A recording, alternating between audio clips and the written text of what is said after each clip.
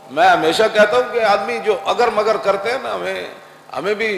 رائے حق سے پھسلانے کی کوشش کرتے ہیں، انہوں نے ذائقہ چکھا ہی نہیں ہے۔ ہاں جی، جس آدمی نے ذائقہ چکھا ہی نہیں، مولانا روم فرماتے ہیں کہ شاید را نہ خوردہ کہ دانت ز موم، مولانا روم فرماتے ہو جس آدمی زندگی شاید کھادا ہی نہ ہوئے، او دے سامنے موم پگلا کے رکھ دو یا شاید ایک طرف رکھ دو تو وہ موم کھا کے بھی کہے گا یہ بھی شاید ہے، شاید کھا کے کہے گا یہ بھی شاید ہے۔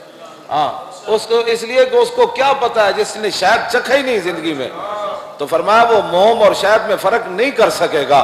تو نبی علیہ السلام نے فرمایا کہ من رضی باللہ ربا وبالاسلام دینا وبمحمد رسولا ذاک طعم الایمان، جو آدمی بیٹھ کر دین اسلام کے بارے میں تبصرے کرے، اللہ رسول کے بارے میں باتیں کرے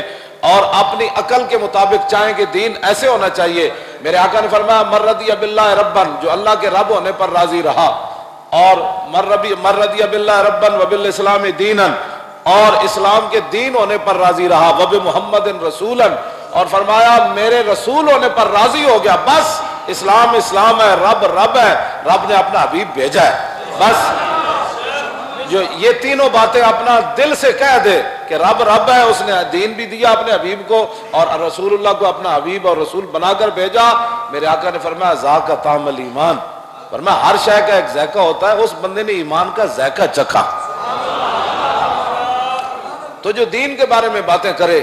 بیٹھ کر کے، نہیں دیکھیں نا لوگ یورپ یہ کہتا ہے، دیکھیں نا ہمارے دین میں یہ بات تو ہے نا، انگریز یہ اعتراض کرتے ہیں، وہ انگریز فلانا یہ اعتراض کرتا ہے، انگریز فلانا یہ اعتراض کرتا ہے، تو میں نے کہا تو ساری زندگی ان کو راضی رکھ، واللہ ورسولہ حق ان یرضوہ، اللہ اور اس کے رسول زیادہ حق رکھتے ہیں کہ ان کو راضی کیا جائے۔